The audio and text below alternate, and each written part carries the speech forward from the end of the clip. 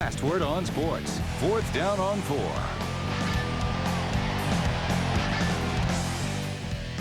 Welcome into 4th down on 4. We're less than a week away from the end of the Saints preseason and the start of LSU's regular season.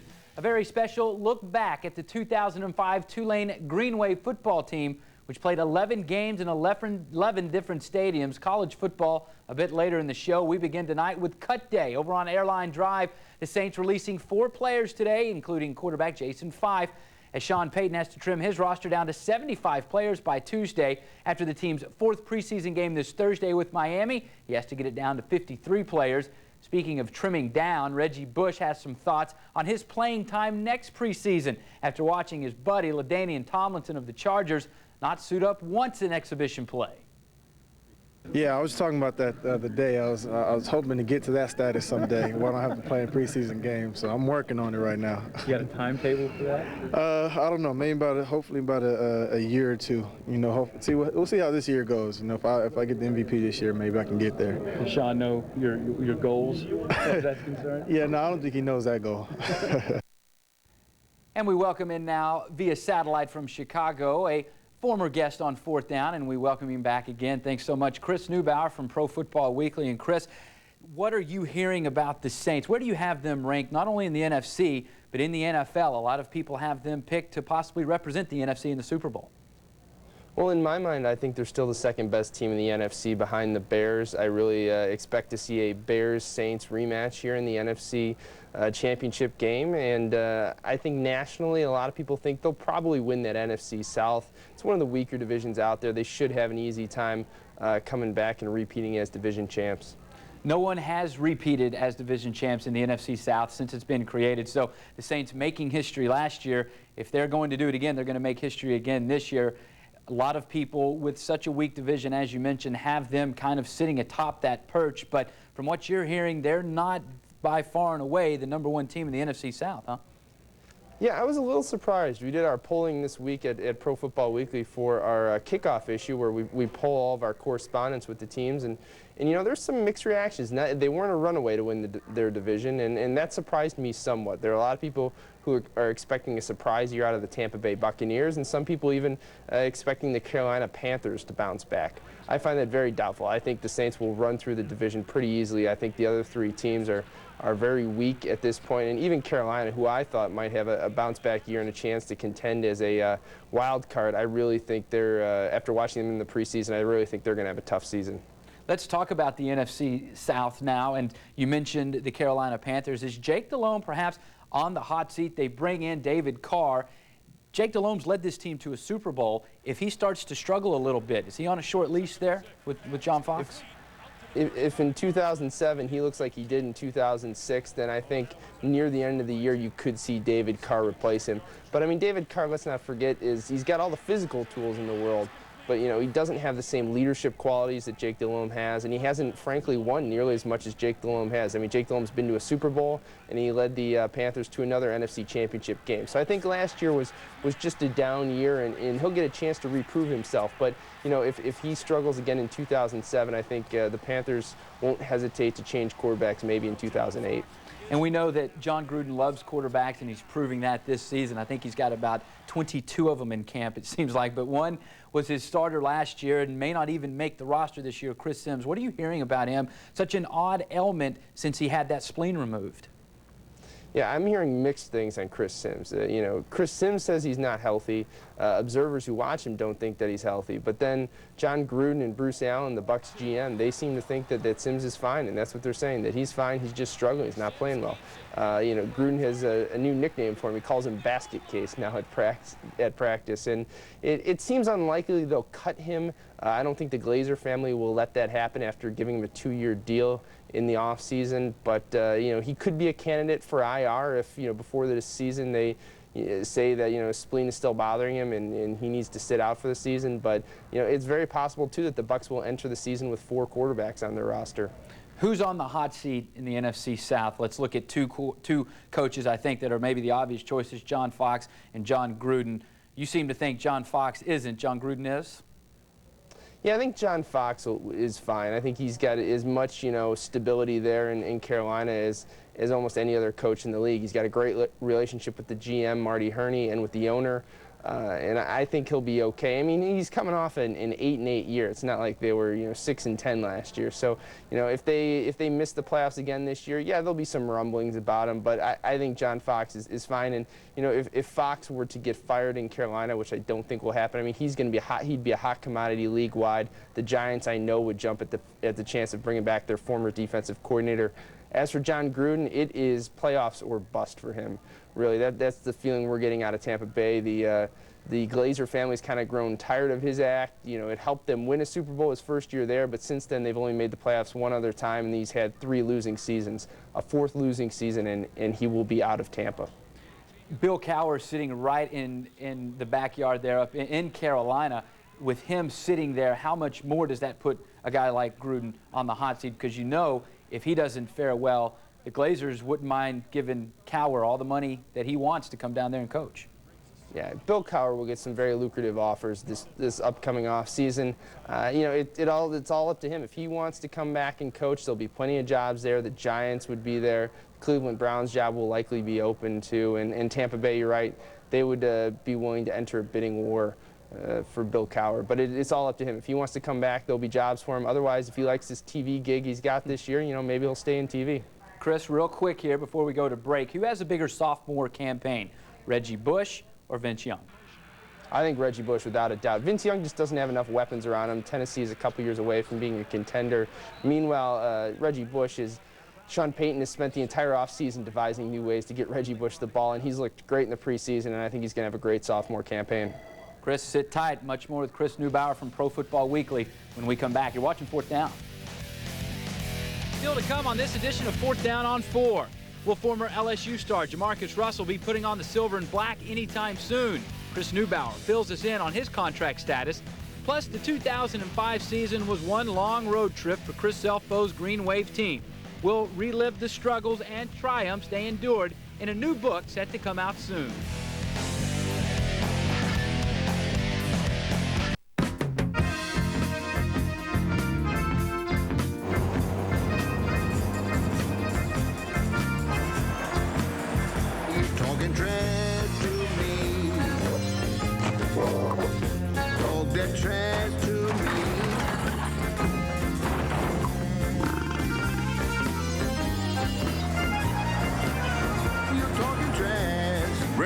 Disposal. Woo, our business stinks, but it's picking up. Right now, the eye of the storm is moving due north. Now, more than ever, we all understand the importance of being prepared for an emergency. From hurricane tracking to evacuation routes, and emergency supplies to first aid, CPR, fire safety, and much, much more. With your best source, Sunshine Pages phone book. Local, complete, in print, and online at sunshinepages.com. In an evacuation, be sure to take the Sunshine Pages phone book with you. Sunshine Pages. Find everything under the sun. With just a single shop and a drive for convenient quality auto service, 2 local boys started down a promising road. Over the next 25 years, the Speedy Oil Change and Tune-Up family would grow to over 160 independently owned franchises in North America. Speedy's hometown values and quick full-service auto care have earned the loyalty of countless customers from the West Bank to the North Shore and coast to coast. We're Louisiana-made, Louisiana proud at Speedy Oil Change and Tune-Up and Channel 4. I liked what I saw when I first arrived at Tulane, and I get more and more excited every day. Nice shot, way to run, baby. That's a heck of a job. Hey, I know these football players are smart on the field and in everything they do. And that's important because we're introducing a new brand of football at Tulane. It's going to be fast, fun, and high power. We've got a new offense that the fans are going to love. We'll also have a few tricks up our sleeve. Tulane football. I promise, it's a whole new ball game. Welcome back into 4th Down. We're joined once again by Chris Neubauer from ProFootballWeekly.com, and we talked earlier about some of the NFC South and the Saints. Let's move on to probably the biggest story, the 900-pound gorilla, if you will, Michael Vick. What is his NFL future if he has one at all? Well, he's going to be sentenced here to prison in the next month, and that sentence is likely going to be 12 to 18 months. He's suspended indefinitely, so he'll be suspended from today until that sentence, and then while he's in prison, he'll also still technically be suspended. When he gets out of prison, then Roger Goodell said he will look over the case once again, and he will hand down a more definitive suspension. What we're hearing is it's probably going to be a season or two. It might even be a third season. So by the time Michael Vick comes back, we're looking at he's probably going to be 30, 31 years old. And this is a guy that's relied on, unprecedented athleticism to get him through and, dominate the league. 2, 3, 4 years off. I don't know if he'll still have the same skill set. I'm sure some desperate owner will take a chance on him, but his NFL future, as he has been known the past few years, he'll never be the same. He'll never be the same kind of player out there, and he'll probably just be a shell of himself if and when he comes back. Your opinion on Roger Goodell if he does hand down that year, possibly 2-year sentence for Michael Vick? In a league where you have a guy like Leonard Little who has killed someone while driving drunk, and he is still in the league, is it fair to keep Michael Vick out of the NFL, or is this a completely different circumstance and a completely different commissioner? Well, in the commissioner's comments when in his letter that he wrote Michael Vick telling him he was going to be suspended, he mentioned gambling and his involvement in gambling. And, Michael Vick did admit to funding the gambling ring that was attached to this dogfighting ring, but he said he didn't place any side bets. I think that gambling thing is what really aggravates the commissioner on top of the atrocities committed against the dog. So I think that's what could extend his suspension, actually. So 1 or 2 years, heck, the commissioner may reconsider here, 12 months down the road when Vick gets out of prison. The commissioner may say, I don't want him in my league ever again, and may give him a lifetime ban. We don't know, but what we're hearing right now is that it would be a couple years at least. Maybe a future CFL star, Michael Vick. Let's turn the page now to someone who is voluntarily perhaps sitting out a season. Jamarcus Russell, the top overall pick. Those negotiations between he and the Raiders are about as cold as they can get. What are you hearing on that?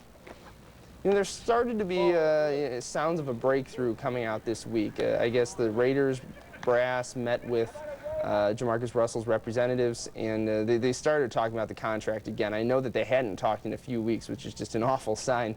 But they're set at quarterback this year. Dante Culpepper is going to be their starter. He signed a 1-year deal. He's going to have a pretty good year, I'm guessing. He's got a chip on his shoulder, and he's out to earn a payday because he needs to sign that long-term deal. This is going to be his last chance.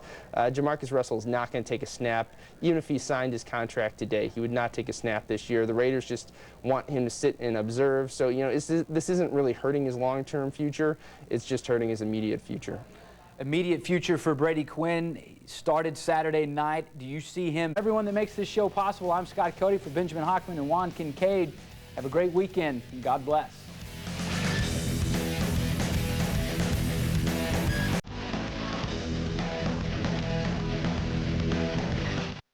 He's led the Saints to a crushing win over the Kansas City Chiefs. Tonight, the Saints fish for their 3rd straight preseason win as they take on the Miami Dolphins. Saints football is right around the corner.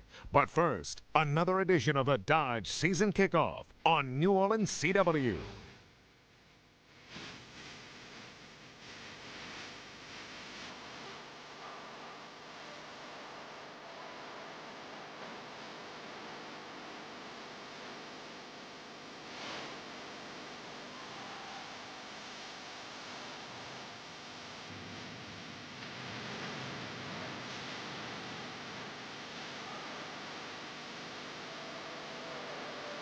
The Dodge Season Kickoff on New Orleans CW.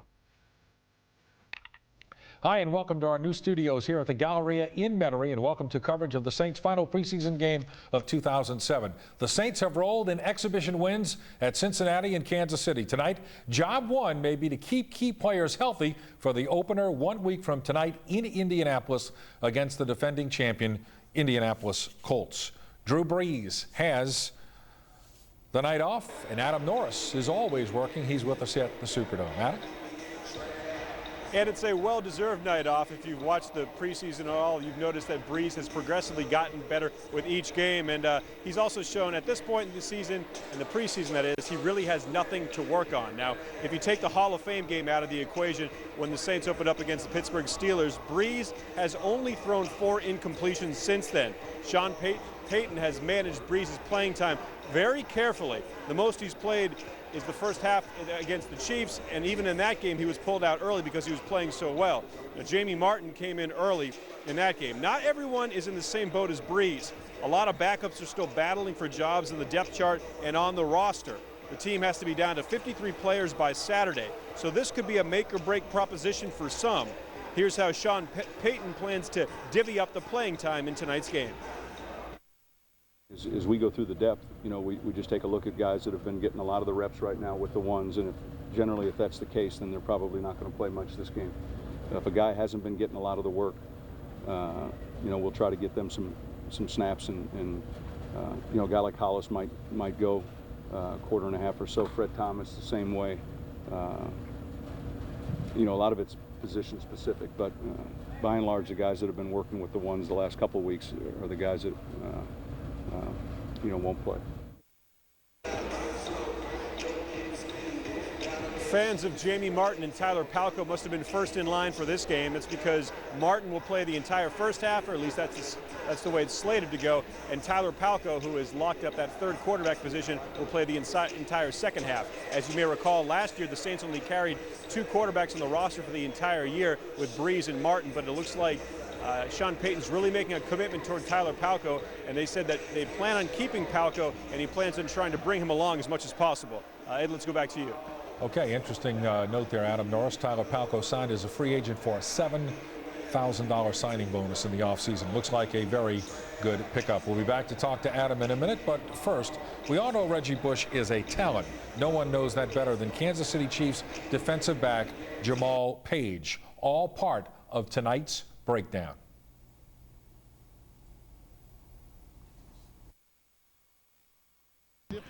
Reggie Bush will continue to make Sean Payton a smart coach and make defenders like number 44 Jamal Page look silly. Here, Page thinks he has a shot at a tackle. Think again. And a little later, Bush so faked out Page that number 44's helmet came off. Reggie Bush was off and running for 25 yards.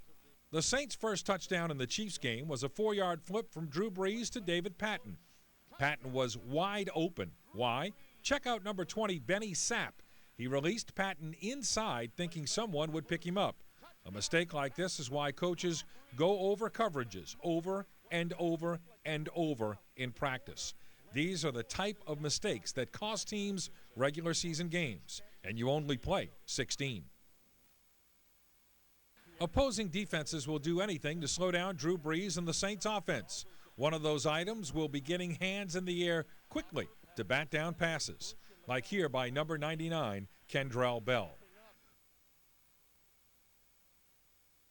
Saints earlier this week wasn't out of a job for long. Hansen has signed with another Super Bowl contender. He signed with the New England Patriots. And let's bring back Adam Norris in the Superdome again, Adam. And when you look at the situation with the Kansas City Chiefs, Brody Croyle played very poorly against the Saints in that Thursday preseason game. They have named Damon Ewer their starter. Apparently, the Chiefs saw enough for Brody, quarterback. Yeah, and as the Saints fans witnessed in that game against the Chiefs, Croyle was very erratic, and despite a vote of confidence from Roman Harper, we talked to Roman, Croyle's former teammate at the University of Alabama, in the week leading up to the game. He called Brody a kid with a strong arm and big-time playing ability, but he hasn't shown it during this preseason, and that's why I was so surprised to see that they let Trent Green go in the offseason and thought that they were going to go with Croyle, and now they're left with Croyle and Damon Heward, and I think almost by default Heward's the guy just because he's a little bit more experienced and is a little more polished, but Croyle appears to be a long-term project if he's going to play in this league, Ed.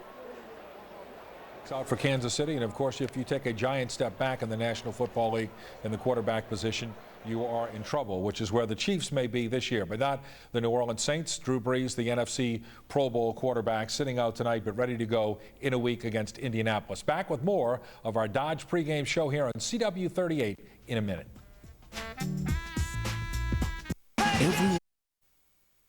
Illinois rookie running back Pierre Thomas put his best foot forward against the Kansas City Chiefs. Thomas ran 11 times for 90 yards and scored twice. During camp, Thomas toiled in anonymity. Now he's a serious contender for a roster spot. I know I'm gonna do good on the field. I know I'm gonna do good. I don't know if I'll be here still, but that's all up to them. But I'm gonna go out there and do my job, do whatever it takes. Thomas left Illinois as the school's all-time leader in kickoff returns. He had 8 100-yard rushing games.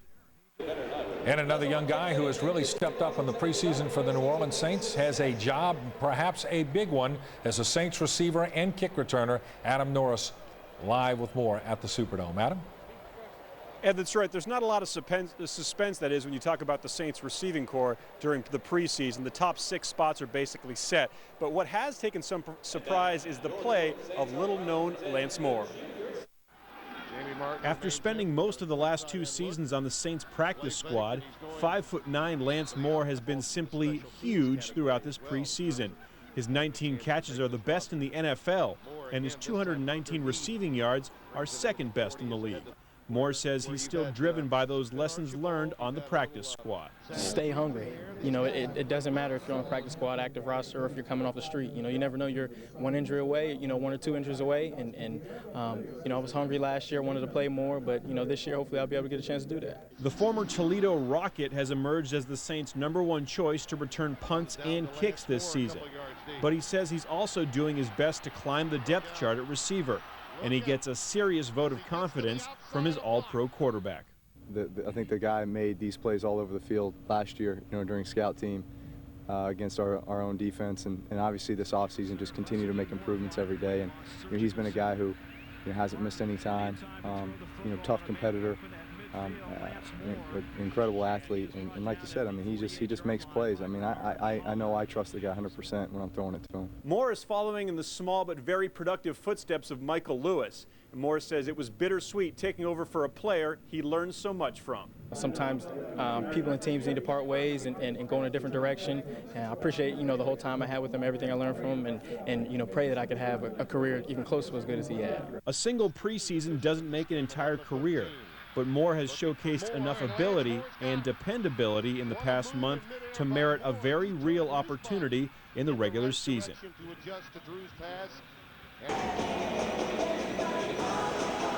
And for this part of the show, I actually brought backup dancers, so I hope everyone enjoys that.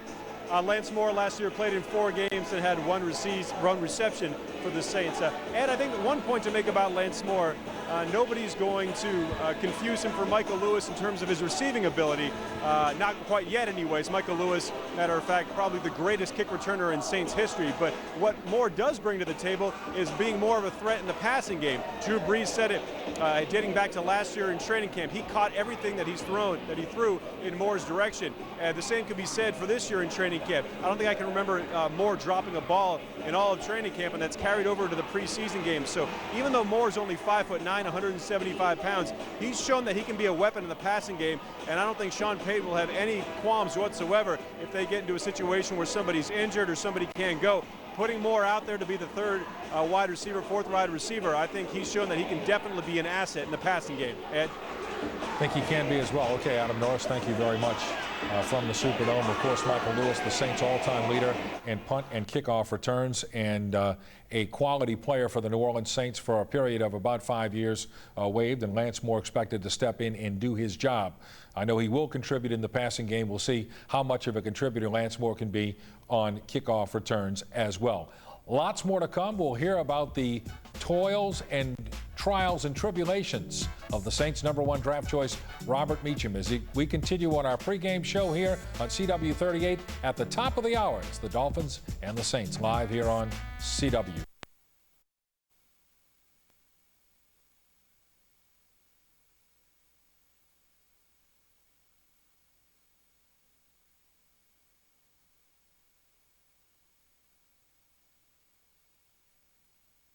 Saints wide receiver Devery Henderson is back in action tonight, 20 days after he injured his hamstring against the Buffalo Bills. Henderson said he pulled his hammy before he was hit in the end zone.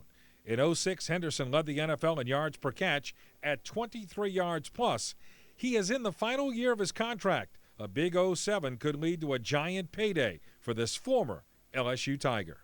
Obviously, I'd like to, sign another contract, here or whatever. But, whatever happens, happens. In 2006, Henderson gobbled up 745 receiving yards on only 32 catches. He scored 6 touchdowns, 1 on a reverse in the memorable Superdome comeback win over the Atlanta Falcons. The Saints expect their top draft picks to produce during their rookie seasons. All you have to do is look at Will Smith, Jamal Brown, and Reggie Bush. But this season, they may have to adjust those expectations because so far, first-rounder Robert Meacham has been a non-factor. The road back from arthroscopic knee surgery in June has been longer and more painful than either Robert Meacham or his employer anticipated. The Saints initially hoped that the top draft pick would be back to 100% by the beginning of training camp. But 1 month after the start of camp, the knee is still a hindrance. Day by day, it's a different feeling. Some days, it feels good, and some days it hurt like crazy. But the only thing I know is just to keep fighting and keep doing extra things to help strengthen it. And once I get a little bit more rest, everything will be okay. Taken 27th overall out of Tennessee, the Saints hoped that Meacham would help fill the void left by the departed Joe Horn. But it's clear with one preseason game to go, receivers other than Meacham will have to pick up the slack. Certainly it hurt him in the offseason because he was unable to go and he had the scope done. He's still fighting it, and obviously his progress has been hampered because of it. So that's been something he's been battling along with being just a young player. So I know it's been frustrating, obviously, for him and for us as well. Were it not for his record-setting career at Tennessee and his draft status, Meacham's roster spot might be in jeopardy.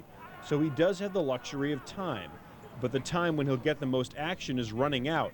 He admits there is pressure on him to perform well in the preseason finale against the Dolphins. Obviously, it's the last preseason game. You want to leave with a bang, I would say, so the coaches would know that what they drafted.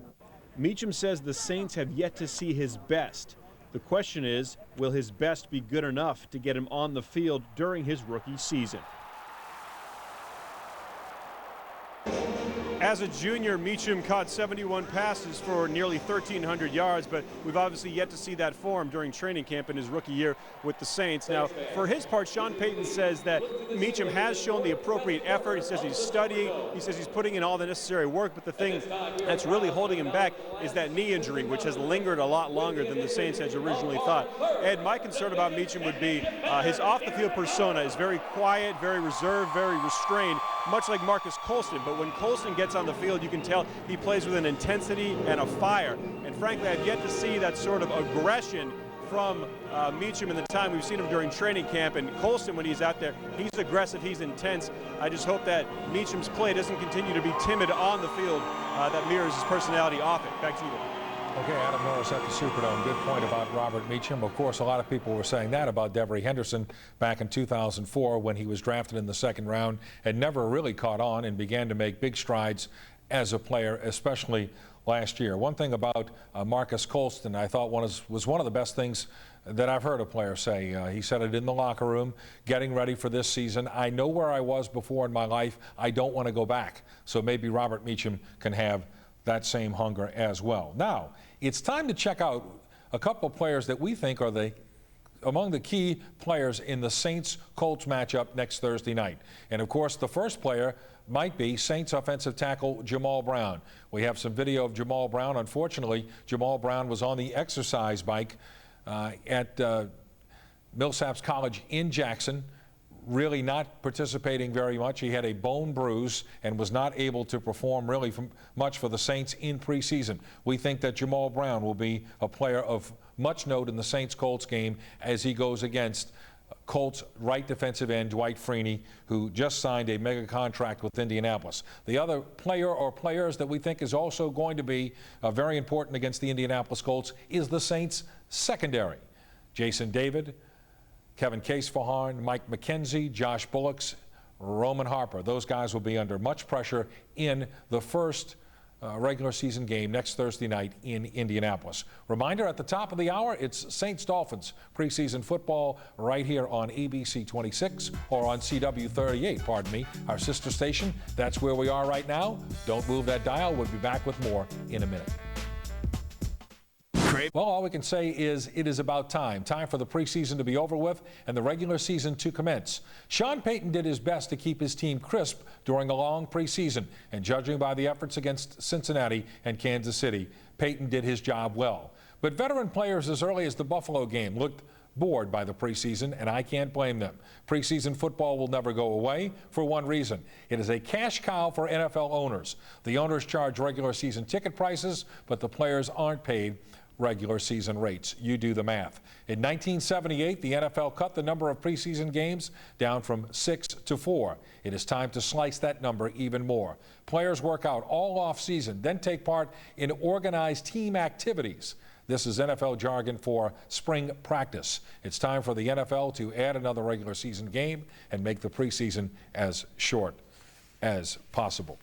Final thoughts from Adam Norris, who is at the Superdome. Adam? Ed, Sean Payton just walked by me coming out of the tunnel out to the Saints sideline, and job one for him tonight, stay healthy. It's not sexy, but it's important. Drew Brees will not play tonight, as we've mentioned. Jamal Brown, starting left tackle, will not play tonight. And the Saints starters will not play much at all. I'd be surprised if Deuce McAllister played.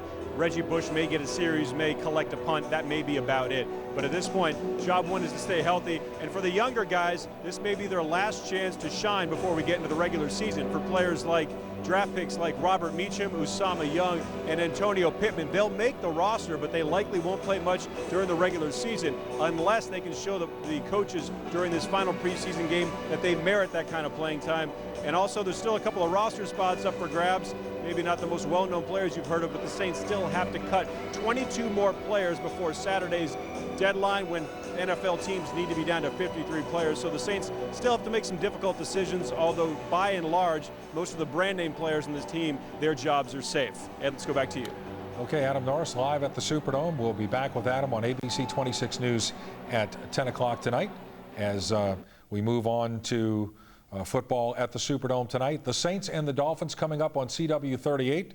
And of course, Adam Norris will be reporting live from the Superdome at 10 o'clock with more on the Saints and the Dolphins. And of course, at 10 o'clock as well, we'll also have an update on the LSU-Mississippi State game. The number 2 team in the country, the LSU Tigers, the preseason pick in the Southeastern Conference, ready to go against the Mississippi State Bulldogs. That game will kick off at 7:01 officially in Starkville. We'll have that for you at 10 o'clock as well. Plus, we'll tell you who won the big high school football game in town, Archbishop Rummel and Archbishop Shaw tonight on the West Bank. And of course, tomorrow night, 11:05, Friday Night Football, our 16th season, kicks off on ABC 26. For now, let's say goodnight, and we'll be back after the game with more on ABC 26. In the meantime, enjoy the game on CW 38, the Miami Dolphins against the New Orleans Saints in the final preseason game of 2007. Have a great night. Down on 4.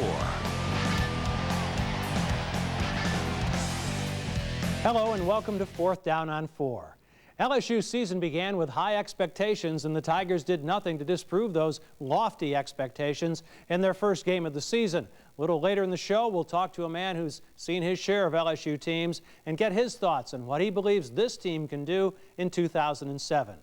But we begin with the New Orleans Saints. Sean Payton trimmed his roster to 53 yesterday, and today filled out most of his practice squad. That list includes quarterback Tyler Palko and linebacker Marvin Mitchell. With those decisions out of the way, Payton and his staff can concentrate solely on last year's Super Bowl winners, the Indianapolis Colts. That's whom the Saints face in the NFL season opener in prime time on Thursday night. Both teams feature high-powered offenses led by an assortment of all-pro and potential all-pro players, many of them at the skill positions. With names like Manning, Brees, Bush, Harrison, Wayne, and Deuce, it seems we can expect the scorekeeper to earn his money. Well, I think our defense has a big challenge, and I think they understand that. You know, dealing with the environment on the road and the noise and all the other things that go into a game like that, you know, these are going to be important factors for us. But both teams obviously offensively have confidence and have guys that can make plays. And you know, it still comes down to, in games like this, though, you know, winning the turnover battle, you know, playing efficient on third down and in the red area and doing a good job in the kicking game. But there are some differences in regards to style, and yet, you know, there's some common characteristics when you start talking about personnel. Our philosophy is always, you know, obtain the ball, march it down the field, wear them out, score points, and keep our defense off the field, keep our defense rested. I think that, you know, that's complementary football right there. And I know that that's what the Colts do an exceptional job of. You know, their ball control, they score points and they keep their defense off the field, and that's why those guys are so fresh a lot of the time. But, you know, I think we both have the same philosophy, and that's why this should be an interesting game. I'm joined now by Chris Widlick of WISH TV in Indianapolis to talk about Thursday night's colossal matchup between the Colts and the Saints. And Chris, first of all, thanks for taking time with us this evening. Sure. Hey, look, do the Colts have any overriding concern heading into this season, or any concerns at all? It is a solid football team, obviously, and there's no doubt about that. But I think from the media and the fans, working in 4 new starters on defense, most of these guys have been with the program, with Dungy, for the past few seasons. But when you have 4 new starters, there's got to be some butterflies to see if these guys can make it work. Chris, let's talk about that defense for a second. You lose Booger McFarland, who's your acknowledged run stopper on a defense that was 32nd against the run last year. Was Dan Klecko going to replace him? You know, initially we thought Klecko might, but they've penciled in a rookie, Ed Johnson, a free agent signing from Penn State, who played very well through the preseason. They threw him right in there 2 days after Booger got injured against Dallas. Big physical guys replacing Jason David, who's now with the Saints, and Nick Harper with Tennessee. They were smaller.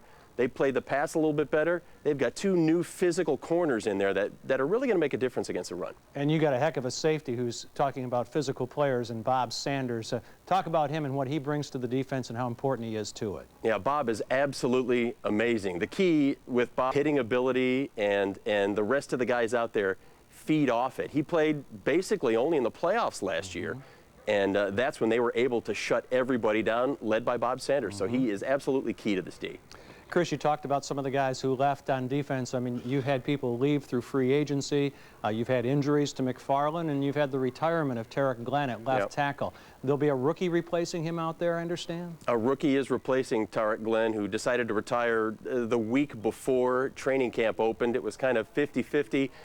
He said he was about done. He didn't have his heart into it anymore. But Bill Polian, the tough GM that he is, and he is such a smart man, was able to trade up for San Francisco's first-round pick in the draft, and they got Tony Hugo, a big kid out of Arkansas. Doesn't play a lot of pass blocking, but they plugged him in. They gave up a first-round draft choice for him. They thought he was one of the top 3 tackles this year. And looking ahead, knowing that Tarek probably had a year or 2 left, they plugged Tony Hugo in, and he's played very, very well. But obviously we know how key that left tackle spot is, protecting Peyton's blind side. And if Peyton doesn't have protection, he's just a regular quarterback.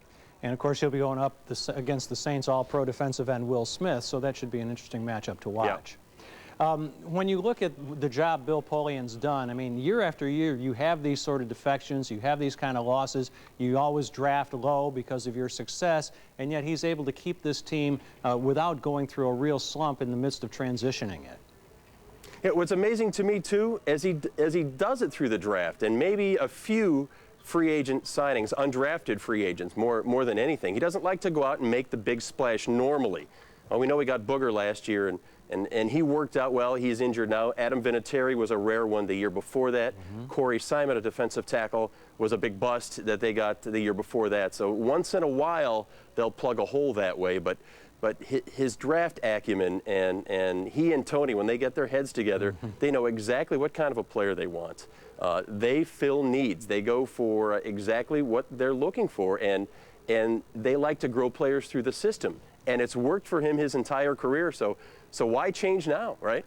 Right. Dominique Rhodes last year and Joseph Adai sort of shared the running back burden. Dominique Rhodes left in free agency. Who's behind Adai?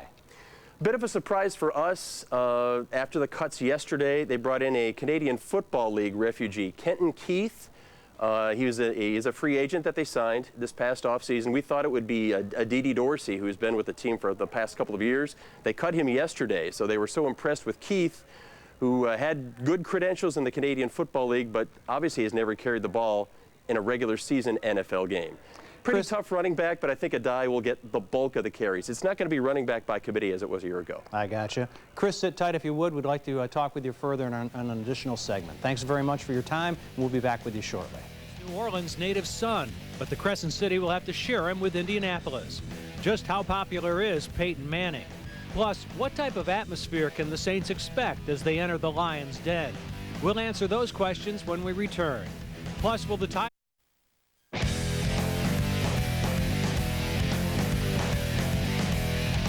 Welcome back to Fourth Down on 4. We're visiting with Chris Widlick of WISH TV about the big game coming up Thursday night between the Colts and the Saints. And Chris, obviously last year Peyton Manning got a huge monkey off his back, finally taking his team to the Super Bowl and winning it. You see any change in him whatsoever this year? You know what? We don't yet, but I think there's going to be a calmness over it. Wouldn't surprise us at all if he gets even better, if that's possible for a guy like Manning. You mentioned earlier in the earlier segment, how do you stop Peyton Manning? What does give him problems? The same thing that gives other quarterbacks problems, people in his face? Oh, there's no doubt. He can get some happy feet. You watch him. If you get the rush on him, he gets those feet going and he rushes his passes. That's the key. But, you know, teams have tried to blitz him. They've tried to lean back and maybe get hit by the run.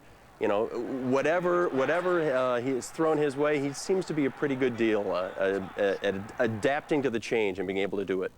And he's got those two great wide receivers. He's got a tight end that he utilizes. Do you see any change in this offense whatsoever, or is it the same guys? Is it still Harrison, Wayne, and Clark? A little bit different. Brandon Stokely was their slot receiver last year, was injured most of the year. He's with Denver now, and they drafted Anthony Gonzalez out of Ohio State to step into that role. He's got the same kind of body, the same kind of speed as Stokely. I think he's going to play a very big role in this offense this year. What kind of atmosphere are we going to see in the city of Indianapolis and in the RCA Dome on Thursday night? Oh, you know what? I think it's going to be absolutely amazing. It's they've got the big concert downtown live, and John Mellencamp, one of Indiana's own, is going to be singing before the football game, getting that place rocking, and then they're going to unfurl that banner.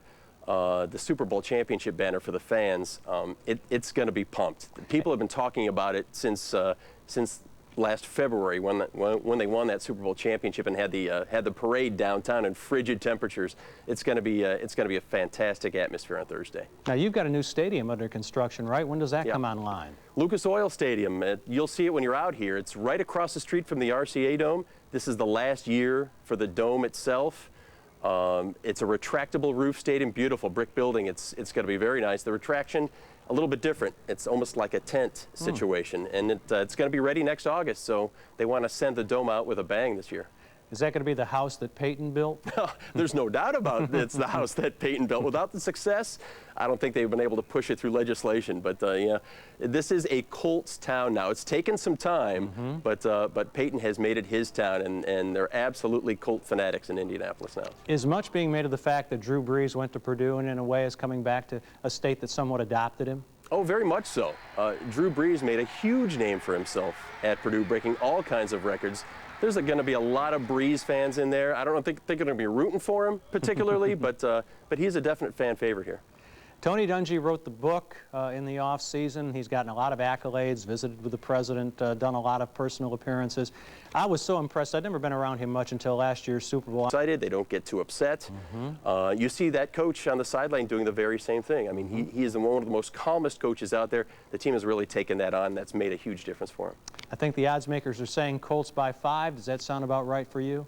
I would guess so. It's so hard to kind of gauge what this first game might be. Again, if the Saints can get a pass rush on Peyton, that'll certainly give them a great opportunity. But the defense hasn't seen anybody like Reggie Bush, so it's going to be very interesting to see that. Chris Woodlick, thank you so much for your time. Look forward to seeing you Thursday night in Indianapolis. All right, Jim, thank you. Thanks, Chris.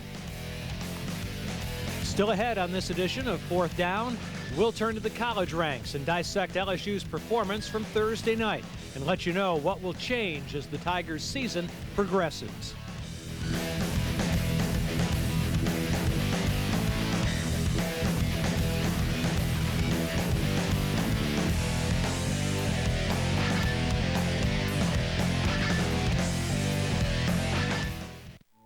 On our 50th anniversary, WWL-TV invites you to look back on 50 moments that defined our state, our city, and ourselves.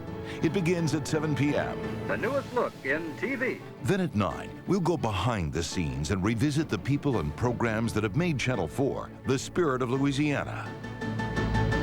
Join us for 50 memorable moments, followed by the story behind the spirit.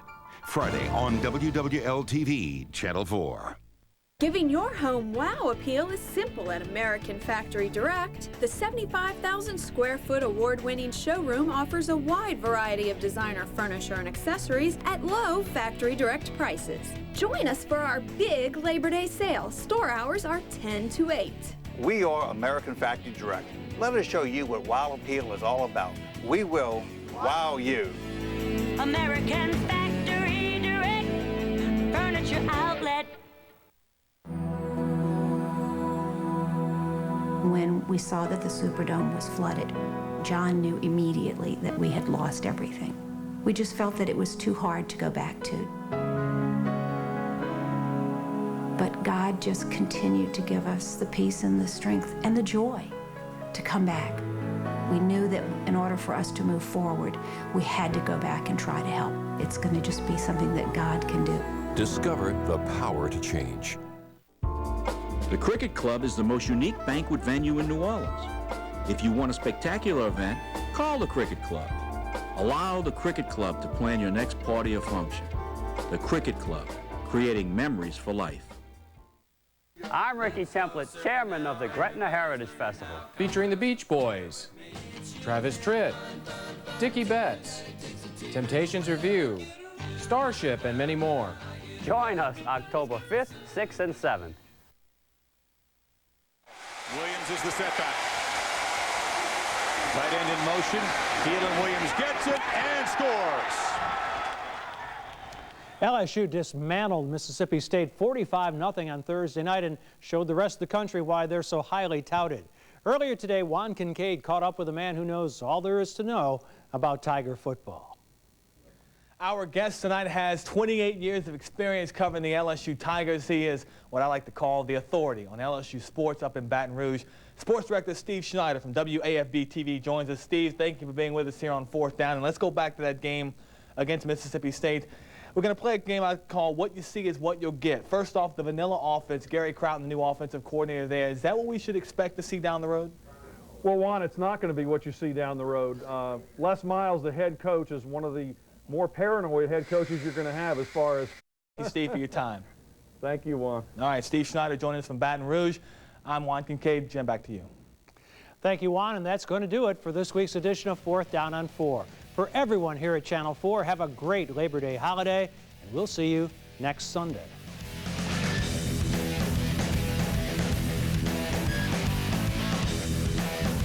Are on 6. It's an NFL season opening special. The New Orleans Saints versus the Indianapolis Colts. Right here on WDSU News Channel 6. Good evening, everyone, and welcome to a special pregame edition of News Channel 6 at 6. You are looking at live right now inside the RCA Dome. The Saints and the Colts just about an hour and a half, 90 minutes away from kickoff. You can feel the energy here in downtown Indianapolis. Good evening, everybody. I'm Fletcher Mackel. She's Keely Fulton, and we are going to be with you for the next 60 minutes plus. And as you said, we've got a lot of things coming up before this Saints-Colts game. Here's a look at what we got coming. I'm all being punked. Go behind the scenes to see how players like Reggie Bush and Peyton Manning spent their summers. And we're breaking out some new special segments that we're running on News Channel 6 all year long. Shoot, it's me. We'll show you how one sushi restaurant pays tribute to the Player of the Week with Who Dat Fish. Oh, man. And you become the star of the show if you have enough Saints spirit. But first, the Saints stars have something to say about the world champs. Now, of course, we're eagerly anticipating this game. As you mentioned, kickoff about 90 minutes away. It seems like we have been waiting forever for this day to get here, matching up two of the most high-powered offense in the NFL last year. That's right. You've been in New Orleans covering the Saints. I've been here for 5 days covering Peyton Manning and the Colts. So we did a little counterpoint, if you will. Fletcher and Keely, Saints versus Colts, correct? Right, and let's hear what the Saints have to say about the Colts. The players may say it's just another game, but the reality of their Week 1 game with Indianapolis is that it's the perfect opportunity for the Saints to make a statement. I think we're always out to make a statement. You know, I think you're only as good as your next performance. We always have that attitude. You know, it's always the next game, the next team, the next challenge. And this is the one that's in front of us. They're the team that won the Super Bowl a year ago, and everyone else is measured against a team like that. And when the measuring stick is finally read, the team is hoping it will tell the world last year wasn't a fluke. You want to go out there and not have a lot of turnovers, not have a lot of mistakes, not go out there and be timid. I mean, I think that would, definitely help. If you can go out there and be respectable and, obviously win the game or, be in the game, then, you'll change the mindsets of a lot of people. In the Black and Gold's 41-year history, they've never kicked off the NFL season. And even though many of the guys on the team have been on stages bigger than this one, they're still a little anxious, which may not be such a bad thing. You're always going to be nervous, till you get that first hit out of the way, and there's always going to be some form of nervousness or anxiety, and that's just part of football, and that's why it's so exciting. From now until then, you just play that game over and over in your mind. You try to think of every possible situation you could encounter, and I think having those jitters, having those butterflies is only natural. And right now you're looking at a live picture of Saints kicker Olindo Mare warming up, and Fletcher, it's a good thing he's doing that because we all think this game is going to come down to the special teams. As a matter of fact, we heard Jason David tell us that that's probably going to be the X factor. That's right. The X factor, you say, could be the turnovers and the special teams. Mare missed 3 kicks in the final preseason game against his former team, the Miami Dolphins. Hopefully, he's going to redeem himself tonight with a little last-second field goal action. I've been saying it all week, 34-31 Saints. Now, speaking of those Saints, check this out. They arrived here at the RCA Dome about 2 hours ago, led by Coach Sean Payton, Reggie Bush right behind him. A lot of the media on hand to see this team come into the RCA Dome as they marched. Very serious faces. You were there when they got there. I did, and they were very intense, and we've been in the locker room all the time, normally very jovial guys laughing and talking, but you definitely want to see that intensity on the faces of your players before such a big game like this. That's right. Now, you heard Keely. She did a little piece for us with the Saints players, what they think about the Colts. Here's what the Colts players, Peyton Manning, Tony Dungy, Dwight Freeney, here's what they think about the guys they're going head-to-head against tonight. Let's start with the guys in charge. Tony Dungy on Sean Payton. He coached in a Super Bowl and did a great job with that offense at New York.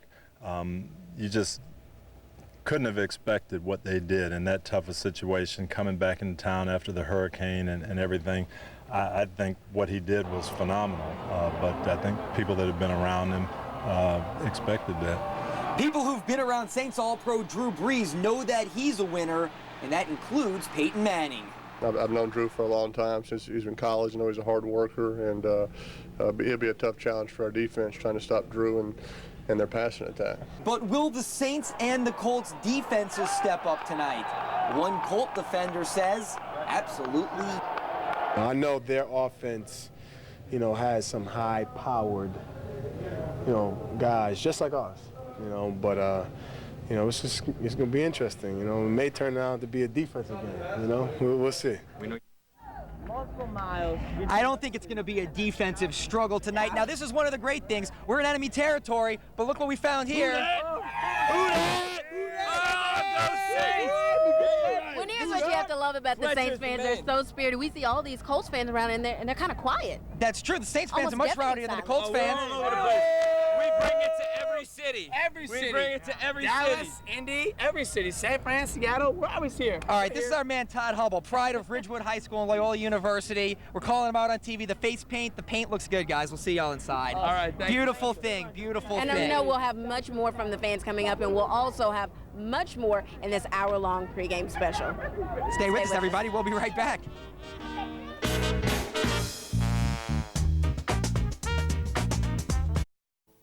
Sports Now on News Channel 6 is brought to you by your local Dodge dealers.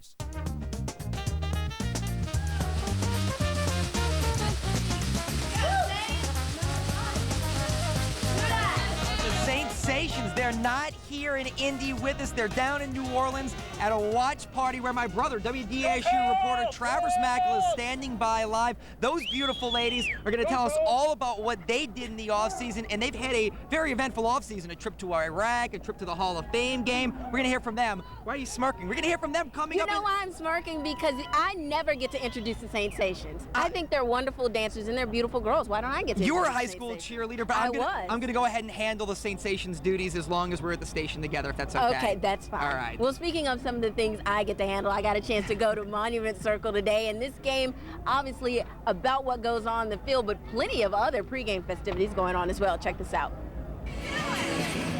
Fans flowed into Monument Circle for tonight's pregame festivities, but their excitement was clearly about more than seeing Kelly Clarkson and Faith Hill.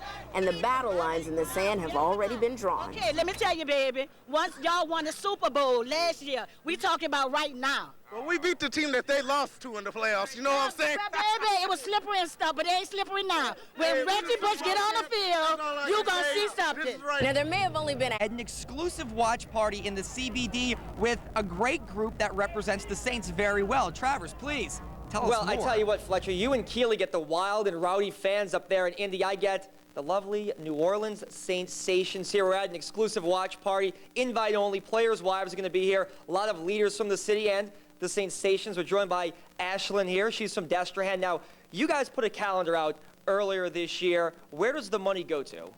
Actually, the proceeds for the 2008 Saint Station swimsuit calendar goes to many organizations and charities throughout the New Orleans area. Some of them include Each One Save One, the Susan G. Komen Breast Cancer Foundation, and what that does is it supports breast cancer awareness throughout the New Orleans area. And we also have Angels Place, and what that is, it's an organization that provides a place of peace and quiet for terminally ill children to live out their last days. And if anyone is interested, we are having a fundraiser. It will be held on October 23rd. It's going to be a fashion show at the Sheraton Hotel, and it's going to be out at 6 o'clock. So everyone come out and, you know, please support us. We're just trying to give kids and people throughout the New Orleans area an opportunity and a chance to help out the community. So Absolutely, absolutely. All the money goes to a good cause. Well, we're not done talking about that calendar just yet. We're joined by Brittany Theriault from Metairie, Louisiana. Brittany, you guys have shot this calendar for years. You've shot at all kinds of exotic locations, but this year, you chose, in my opinion, the most exotic.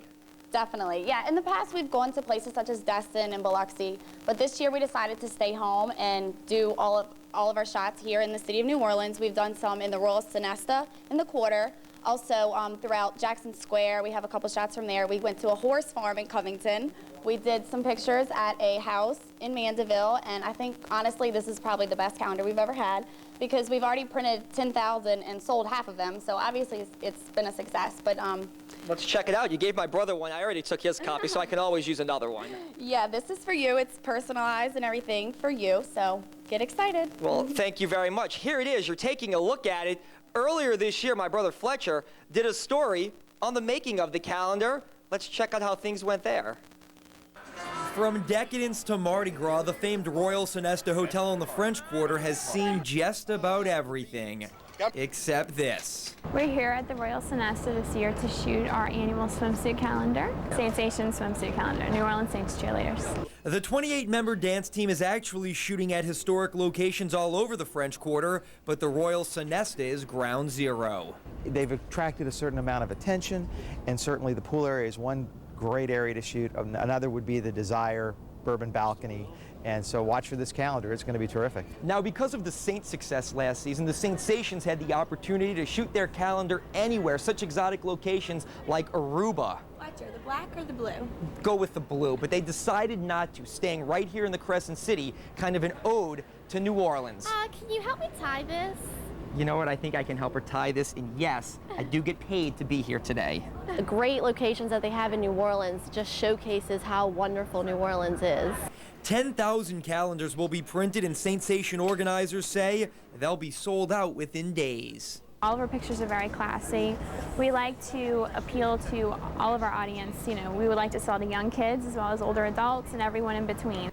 So just one question remains. Which looks better? The beautiful historic landscapes of New Orleans or the sensations posing in them? That's a really hard call, but you know, I'm going to go with the sensations. They're looking really good today. On your side in the French Quarter, Fletcher Mackel, WDSU News Channel 6. Oh, wow, I tell you what, he's got such a hard job doing stories like that. Now we're joined by two more sensations. Bethany from Mandeville. This summer, a bunch of you girls did kind of a USO tour in Iraq. Why did you go over there, and how was it going over there to the Middle East? Well, we actually had the experience of a lifetime traveling to Iraq.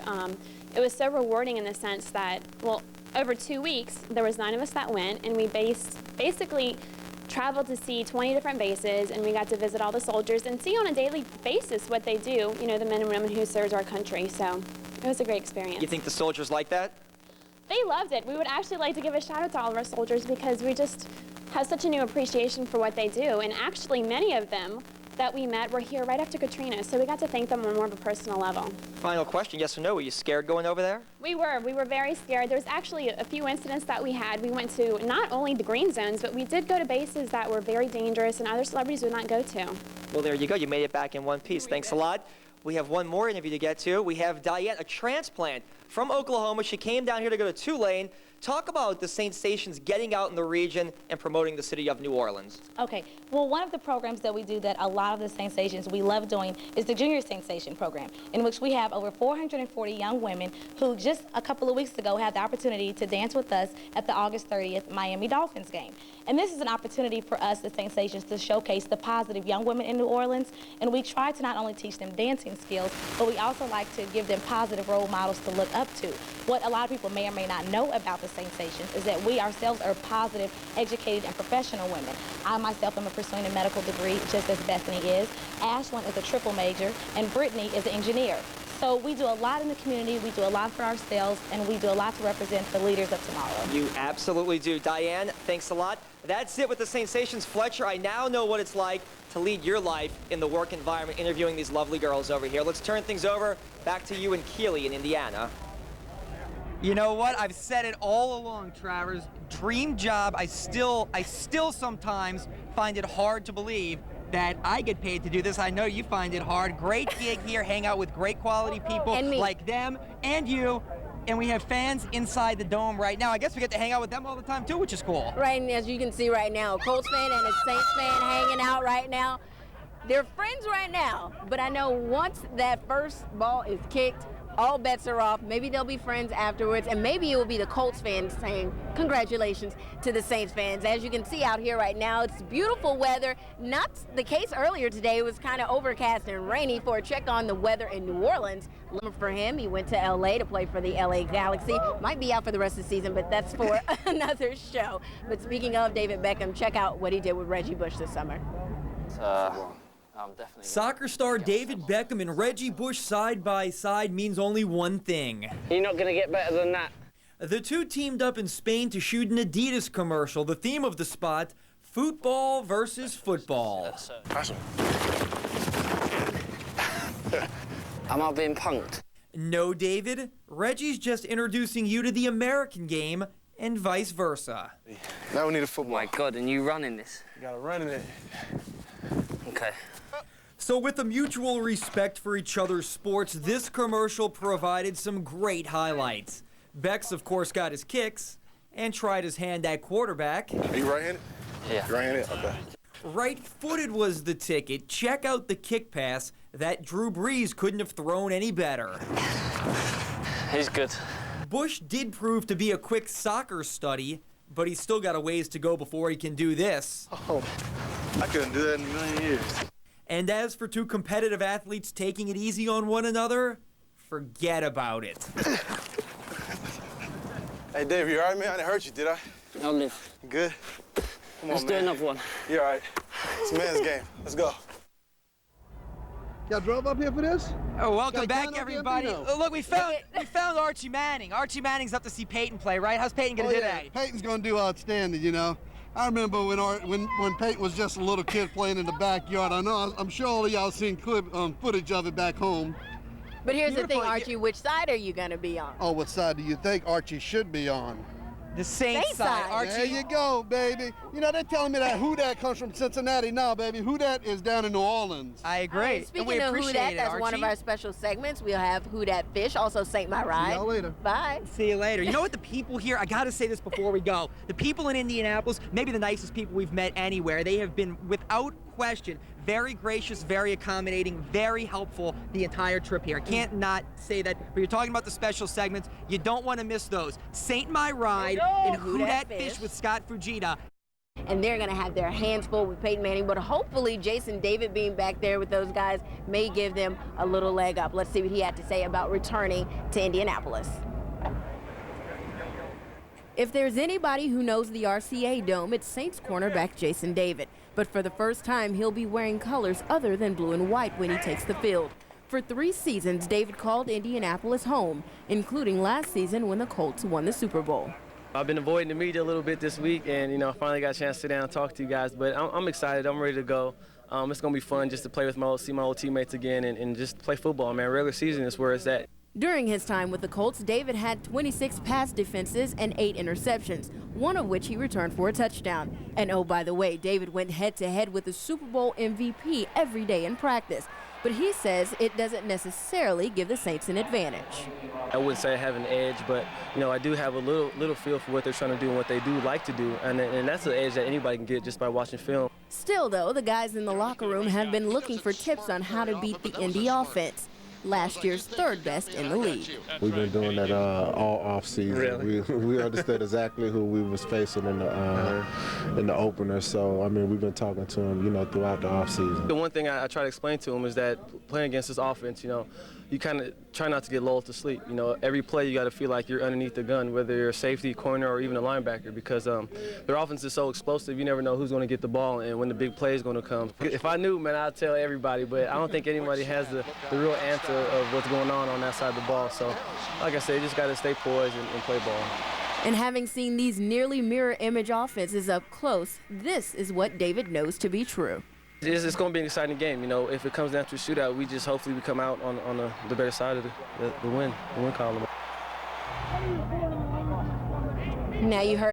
What's one of your favorite restaurants in New Orleans? Rockin' Sake, of course, but let me tell you why. Not just because they have great sushi, but because it's on Fulton Street. And this is our second special segment. It's going to be airing every Tuesday night at 10 o'clock. And you know what? It combines things that New Orleanians love: food and football. It's called Who Dat Fish with Saints linebacker Scott Fujita.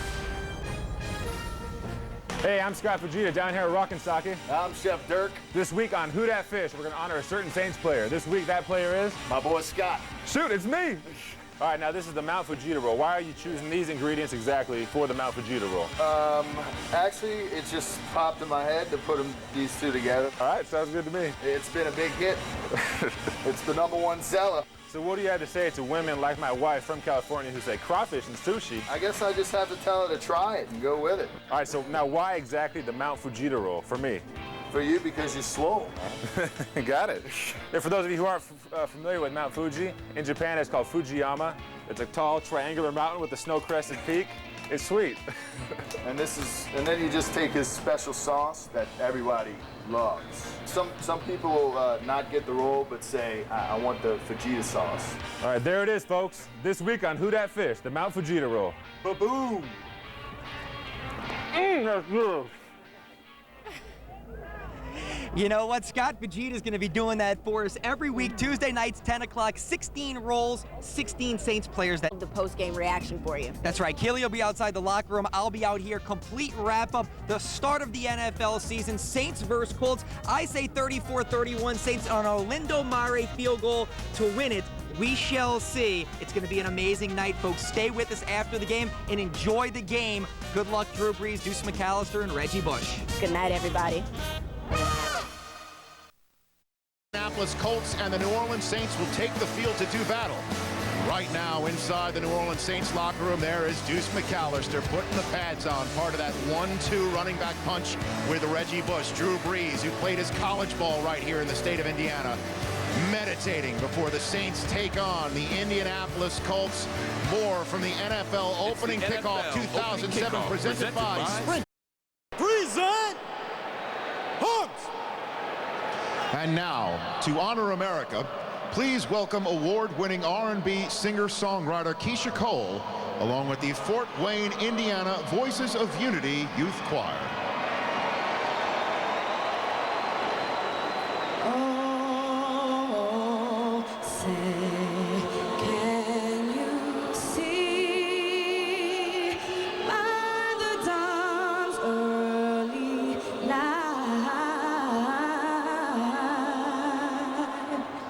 what so proudly we held at the twilight's last gleaming, whose broad stripes and bright stars through the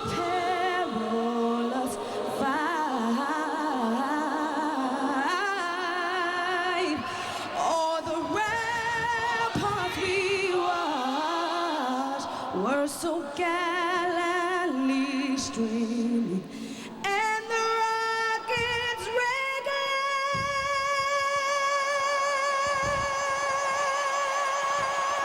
the bombs bursting in air, gave proof through the night that our flag was still there.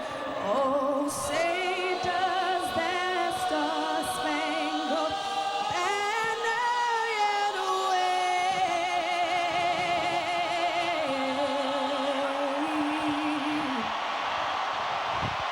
for the land of the free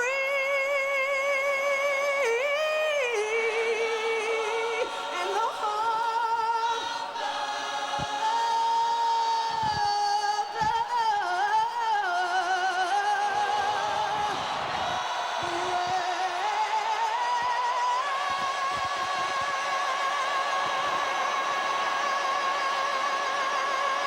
From voices of unity to signs of unity, handshakes and sportsmanship all. Tonight, the Saints are on 6.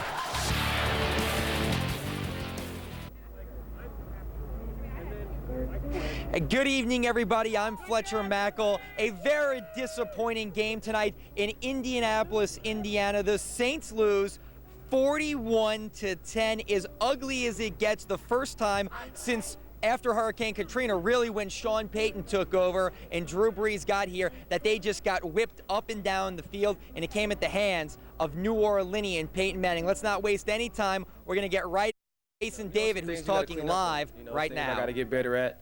Obviously, it wasn't a good showing for me, and you know, I just gotta work at it, technique-wise. Just gotta clean some things up. One thing I am glad about that it happened early in the season. You know, now I know what to expect and you know, weaknesses of the coverage, and just got to get better next week. Do you think tendencies that they might have picked up, Peyton might have picked up, or Marvin or Reggie Wayne might have picked up from you playing against you might have factored in? It might have been. You know, they had a great game plan. We would just go up top whenever they got a chance, when we got in cover 4. And they did a good job getting open and just making the catch. Was it difficult for you after momentum kind of went away from you on the first touchdown to get back, because mentally you have to forget the play? Not really. You know, like I said, it's more just things that I got to clean up, you know, technique-wise. You know, it's a different scheme, and I just got to get used to the scheme we run here at New Orleans. You know, a lot of my problem is just looking in the backfield. And whenever you got your eyes in the backfield, you're always going to miss the receiver, and that, you know, showed up tonight. And, you know, I feel really bad, but it's week 1. I just got to keep getting better. You know, they brought me in here to do some big things and make plays. And, you know, that's one thing I can do is make plays, but I just got to get better at learning the scheme and learning what they're asking for me. Jason, you've seen that play action maybe so many times in practice. Tonight, you got a chance on that other side of the game. What was the play action like for you? I really didn't notice the play action too much. You know, I was just trying to get back and just play my coverage, you know what I mean? The play action, you know, obviously does a great job with the play action, and sometimes it messes with the safeties, it messes with the linebackers, and, you know, he does a great job of just running that offense, and as you guys can see tonight, you know, they capitalized whenever they had the chance to. You've obviously seen, you know, where the Colts wanted to be in the Super Bowl. The Saints obviously have Super Bowl aspirations coming this season. I guess what's the difference between what the Colts were last year and where the Saints are right now? The Saints were building. You know what I mean? This is the second year we're in this scheme, and everyone's just trying to gel together. And you know, I missed 2 preseason games, and you know, playing the whole game, you get a little tired out there, and you start to cramp up a little bit. And you know, I just try to play through it, man. Like I said earlier, I didn't have a great game. You know, it's evident from just looking at the film and watching the highlights. But all I got to tell you guys is that I just got to get better, you know, just plain and simple. And I know I'm going to get better. You know, it's the first game. It's a long season. It's 16 weeks. And just I got to correct a lot of things that I did out there and just, you know, come back next week and play better. How demoralizing is it? This is your first game is against your former team, national spotlight, team you know well. How personally demoralizing? Not much. You know, I'm a cornerback, and you know, in this scheme, it's either feast or famine. You know, obviously, you don't want to give up the big plays, and you always want to play your best game every night.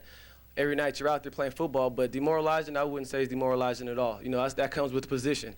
You know, if I would have had it that touchdown and that's it, you know, it wouldn't have been demoralizing at all. But, I mean, obviously I didn't play well. You know, I got to just play better next week. I'll take blame. I didn't give our team a chance to win the ball game, and I'll totally take blame for that, you know, and I got to do a better job, you know, and just get better next week.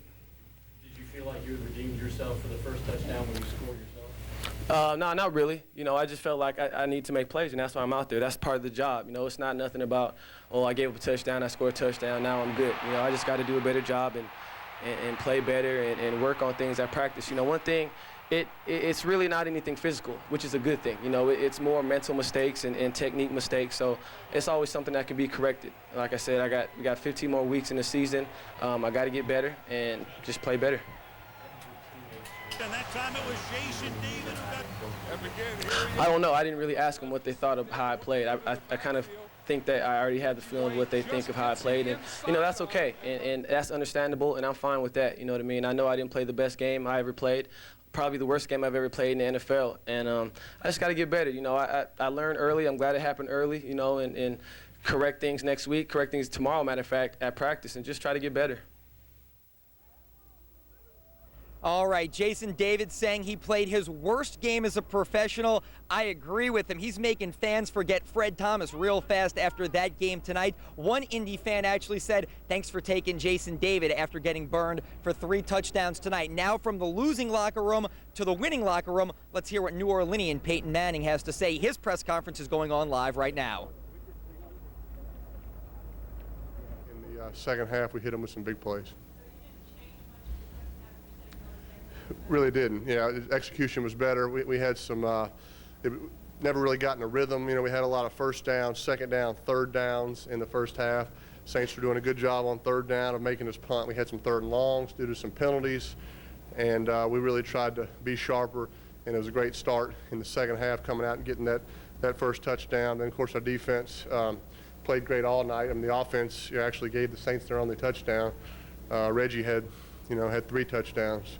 You know, he caught 2 and gave them 1, and so that was if our defense can do that all year, it sure will help our offense be more efficient.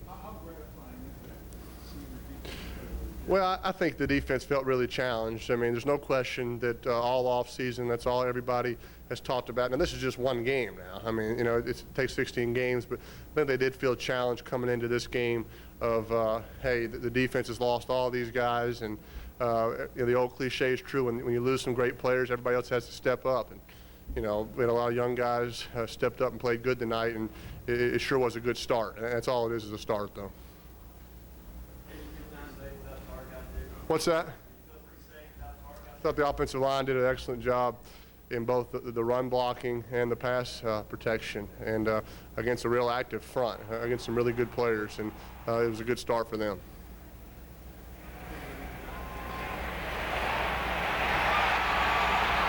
Yeah,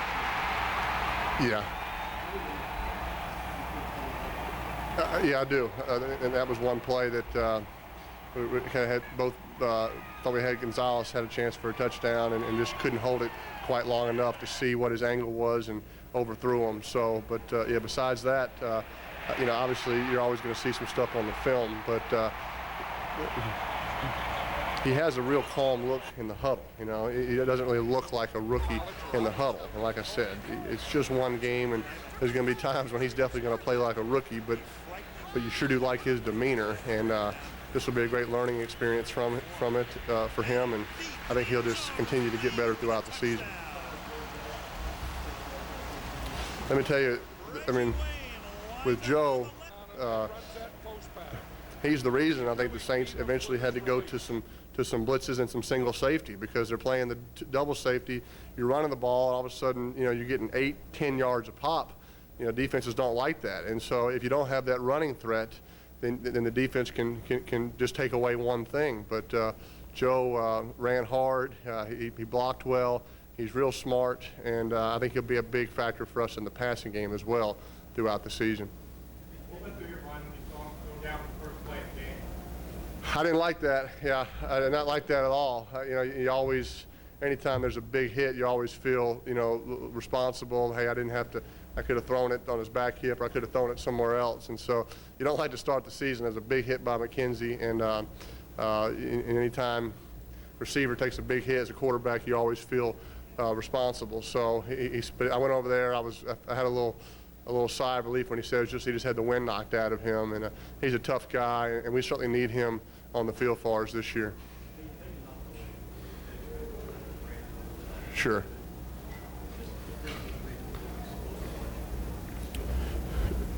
Well, obviously the returning guys are very explosive. I mean, Marvin and Reggie.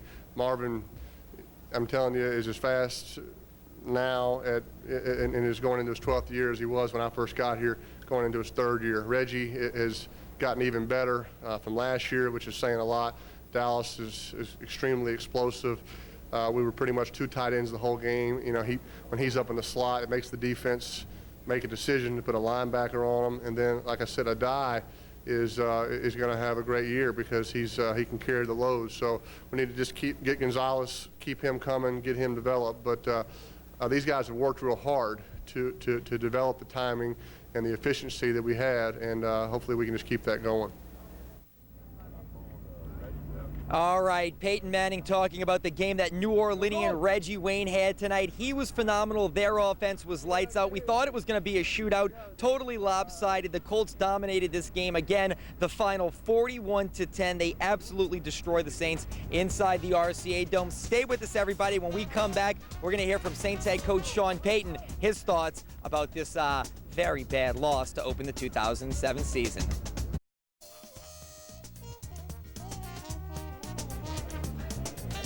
Welcome back to our Saints post-game special. I'm Keely Fulton outside the Saints locker room live. I'm joined by defensive tackle Kendrick Clancy. Kendrick, this is your first regular season game in a Saints uniform, obviously not the way you wanted to start off your career with the Saints.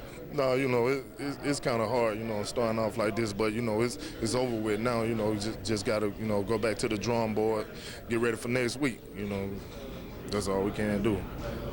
Nance, a few negatives to take out of this game, obviously, but some positives. Let's talk about that. In the first half, and especially the first quarter, the defense came out, seemed to smack the Colts in the mouth. They went 3 and out, kind of got them off their game. Yeah, you know, that's a wonderful offense we just got finished playing. You know, we came out there, you know, had a good first half, but we kind of, you know, fell behind in the second half. You know, but you know, just like that's over with now. You know, we just got to go get ready for next week, have a good week of practice, and just come back next week and try to redeem ourselves. And you mentioned how you came out in the first half. It basically was a tale of 2 halves, 10-10 at halftime, and then they just started running the score up in the second half. What are you guys thinking on that sideline? Is it kind of taking the wind out of yourself? You know, before you know it, they was up. You know what I'm saying? It was like, that's a wonderful offense. You know what I'm saying? You got to give them all, you know, all the credit. You know, they came prepared. You know, they was ready, you know what I'm saying? Wonderful offense. They capitalized on the situations, and, you know, what more can you say? You just get hats off to them. All we can do is just get ready for next week. This one in the past, you know, we just got to get ready for next week.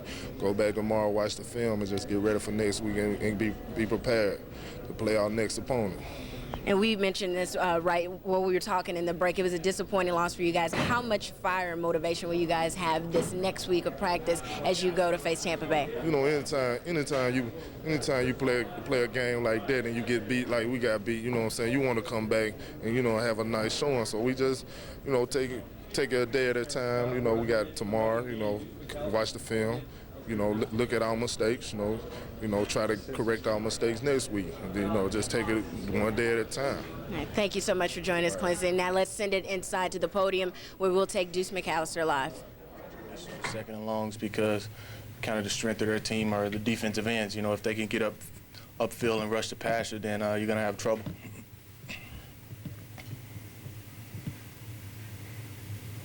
Why did the running game not work any better? Well, I mean, probably just getting in that rhythm. Just getting in that rhythm. I mean, we had some success, but then we knew when we got down 14 or 21 points, you know, you got to try to score points as quick as possible. The defense did a great job for us, just getting stops and everything, but we just couldn't sustain enough drives. I mean, whether it would be a penalty here or there, and we'd had some success running the ball, I mean, but they did a good job of just stopping it and containing it. It seemed like they were willing to give up the underneath stuff. Like they were playing the deep ball, making you guys take a 3 and 4 yard dump ball. So, did that kind of how it played out? Yeah, it kind of played out. You know, the safety's playing deep. You know, we either check it down or, you know, you couldn't hold the ball. You couldn't hold the ball a long time against them just because of the pressure that they were, just trying to get or apply from the outside. So, it was either check the check downs and you not be too greedy. I mean, but there was opportunities that we had opportunities to make plays. We just didn't do it. Anything else for Deuce? You think that might be something that older teams will maybe try to do it down the road, like Tampa Bay? Well, we'll break down the film and just see some of the mistakes. The one thing about it, there's not a lot of, Dwight Freeney's or Mathis on a lot of teams, to try to apply pressure like they did. It was a great learning experience for us as well. I mean, they were hungry, they're the defending champions, and they played well. Hopefully we'll get a chance to see them again. But it's a challenge that we have to rise up, and, we'll see what type of team we have now. Are you concerned at all about the morale of the team? Nah, it's just one game. I mean, we'll be fine. We'll be fine. People may question what type of team we have, but we'll be fine. We're strong-minded, guys, and we're a strong-willed team. It's only one game, so we'll break it down, look at it, and move on. No problem.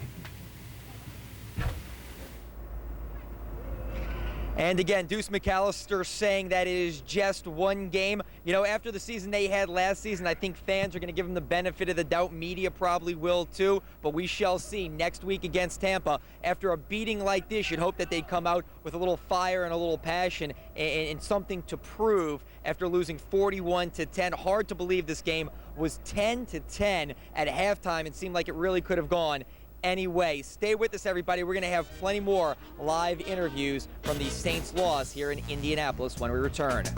His comments following the game. Let's go ahead and hear what he had to say.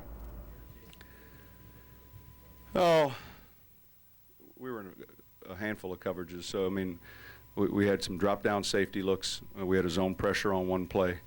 It wasn't just one coverage. At one point it was a quarters coverage and then a zone pressure and a drop-down safety look. So, those are things we'll get corrected. We've got to do a better job as coaches. And, fortunately we have a long week here as we get ready to play a division team next week. So, but that's frustrating. Well, I thought at halftime, on the road with everything that had gone on,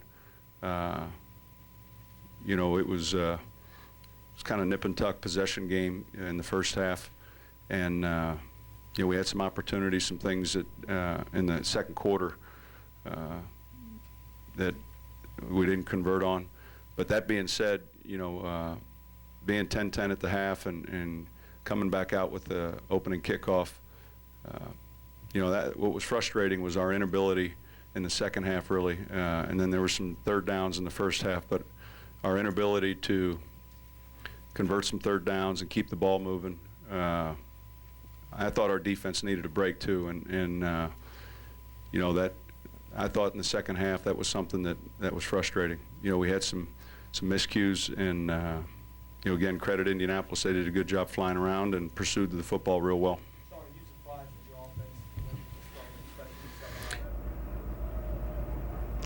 All right, head coach Sean Payton giving all the credit to Indianapolis, saying it was a possession game at halftime. A lot had obviously happened.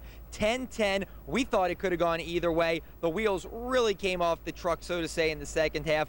Final 41-10. The Indianapolis Colts are only one of two teams to win 12 games in 4 consecutive seasons. They're also the Super Bowl champions, the defending Super Bowl champions, and they looked the part tonight. That they are a dynasty, 5 years in the making, even further back than that, and are without question the elite team in the NFL. Stay with us, everybody. Plenty more interviews. Keely Fulton is going to be back in the locker room, joined with Saints defensive tackle Hollis Thomas. He's going to share his thoughts on the game when we return. All right, we're joined now with Hollis Thomas. Obviously, Hollis, not the way you guys wanted to start off the regular season. No, we didn't want to start off the season like this. We had a good first half, and then the second half we just got away from us and stuff, and we made some mistakes that they took advantage of, and consequently the score came out like it was. But we can't hang our hat on this game because it's still 15 more left. So, just got to go back to the drawing board and get ready for Tampa Bay. And talk about specifically what it was in the second half that you guys couldn't get a grasp on it. Indy was eating up so many yards on you guys. When you watching the game, this supposed to be your job. You're supposed to be analyzing me, asking me what happened. Well, that's why I'm asking you. I know, but I want you to tell me. Why don't you tell me what happened? My head was buried between two blockers. No, we got beat. Peyton beat us deep on a couple of passes, and they had a good running game and stuff, and they were able to consequently get some yards on some screens and stuff, and everything was clicking for them. So, you have to tip your hat to them. They're the Super Bowl champs. We're trying to get where they are. And after a while, when things are clicking like it is for that offense, does it start to take the wind out of yourself? And we professionals, so you never stop fighting. I was still out there fighting just like it was the first play, just like it was my first play. I never give up. So, you never know what can happen, even though the game was slightly out of hand. But I mean, you keep fighting because, you never give up, never, ever give up. Now, you say it's our job to watch. We were watching in for some of us in the press box. From our perspective, it started to remind us of that Chicago game, tale of two halves. The first half, defense played very well, and then the second half, it just started getting away from you guys, and the offense was very stagnant. Hey, I just work here, go out and do what they ask me to do. They made some adjustments at halftime, and consequently, they were able to hit us over the top on some plays and stuff, and they got us reeling, and we weren't able to recover. So. Pretty much that's pretty much what happened. That's what it felt like happened. All right, thank you so much for joining us, House. I appreciate it. Good luck next week. Let's send it back to Fletcher. All right, Keely, thank you very much. Hollis Thomas, always a stand-up guy, a pretty good sport when dealing with the media. Now, another pretty good guy and a stand-up guy, obviously, Drew Brees. His worst game to date is a Saint. When we come back, we're going to hear from him and Reggie Bush. They'll be at the podium just after this break. WDSU. Also, Keely Fulton has the really tough job. She's inside talking to players right now. Keely? That's right. I'm standing outside the locker room getting player reaction. Obviously, a very dejected Saints team right now. We will talk with Roman Harper, Saints Safety Live, in just a couple of minutes. Right now, though, the news is next. Good evening, Kristen Norman. As you mentioned, I am live outside the Saints locker room, joined with Saints safety Roman Harper. Disappointing loss, obviously, for you guys, but talk about the second half specifically. Big plays given up in the secondary. Yeah, I think that was the bottom line. They came out, they adjusted really well, came out and they attacked us, and we gave them big plays. That's the biggest thing. We just got to make them drive whenever you're going against a team and a great quarterback like that. What was it that you guys seemed not to be able to get going? In the first half, especially the first quarter, you guys forced them to go 3 and out. Great coverage by Jason David early on, good coverage by McKenzie early on. You had a great pass breakup. Why couldn't that continue throughout the entire 60 minutes? Because they're pros, and they make big plays. Peyton, they've kind of figured out what we're doing a little bit, but started off fast, you confuse them, started off good, and they get paid too, and you understand that they're going to make big plays, and we just got to try and limit them. We didn't do that tonight, and the score definitely showed that. You have Tampa Bay coming up next week. How do you guys approach this next week of practice? Just try and get back focused, learn from our mistakes that we made this game, and just try and go out there and play good. We want to put on a good show, improve the most from week 1 to week 2 on all our mistakes, and just try and get better for next week. Now, I know you did not play in that Chicago game, but from a lot of our perspectives in the press box, it started to remind us of that game where things were very even in the first half, and then it started getting away from you guys in the second half. What are you thinking as the score is going up and up? Does that start to take the wind out of yourselves? No, I don't think so. Things are going to happen, and, you got to be able to overcome controversy and things like that. So you just got to keep working, and, we're professionals, and we understand that, they're good. And they're the #1 offense for a reason, and they're world champs, so defending world champs. So we just got to go out there, improve. Don't worry about this. Put it in the bank next week, and tomorrow after we watch the film, just get over it, and we'll be fine. And even though obviously you're not out there on offense, how much do you think that noise affected them? I think we practiced with it, but nothing can compare to game time. And I think our offense handled it fairly well. We had a couple jumps here and there, but that's going to happen whenever you're going against great defensive ends that like to get up the field like them. So, I think overall we just got to get better as a team, and don't try and get down on anybody or one person or anything like that. I think we came in this thing together, and we're going to lead together. All right, thanks a lot, Roman. Thank you. Good luck next week. Let's send it back to Fletcher.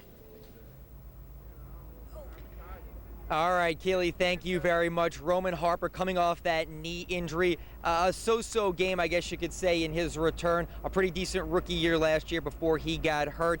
Decent game tonight. He's going to be a big part of this offense. And that secondary, they're obviously going to have to step it up because Peyton Manning just absolutely torched them tonight. Jason David, again, I said it before, really making fans forget Fred Thomason as bad as he played last season. Jason David saying he played his worst game as a pro. Now, Drew Brees, another guy who played his worst game as a Saint, he is also speaking right now at the podium. Let's listen in and hear what he has to say.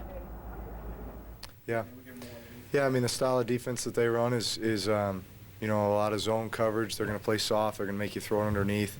They're going to, obviously, they got a great pass rush, so they're just going to turn those guys loose. And, you know, I felt like we handled those guys for the most part. They did come up with a big play or two at the end, but, you know, we just couldn't get the first downs that we needed to sustain drives.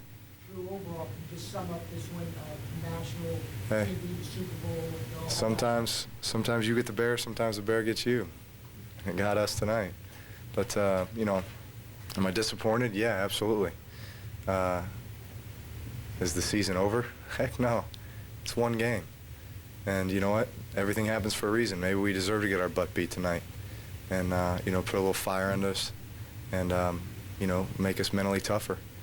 Come out next week, obviously, with a lot of focus, a lot of intensity, and get back on track.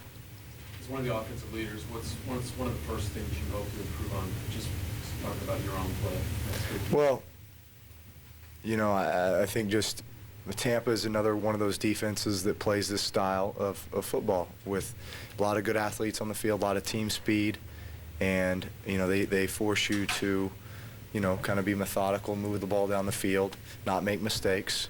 They wait for you to make a mistake, or they wait to get a turnover. So I think that obviously we've got another tough test, a very improved team going, you know, going down to Tampa, and, you know, we'll have our work cut out for us. Were there things you saw and liked but just weren't able to? All right, that is Saints quarterback Drew Brees. Again, we said it earlier in our post-game show, the Saints getting beat tonight. Last year when they went 10-6, that magical season, they started out 3-0. Then it just didn't end until the NFC Championship game. The games that they lost, they really gave away by turnovers. Well, they got flat out beat tonight. One of the offensive stars who really didn't have a chance to do much tonight is standing by with Keely Fulton outside the locker room. Keely? All right, thank you so much, Fletcher. As you mentioned, I'm joined live with Saints receiver Marcus Colson.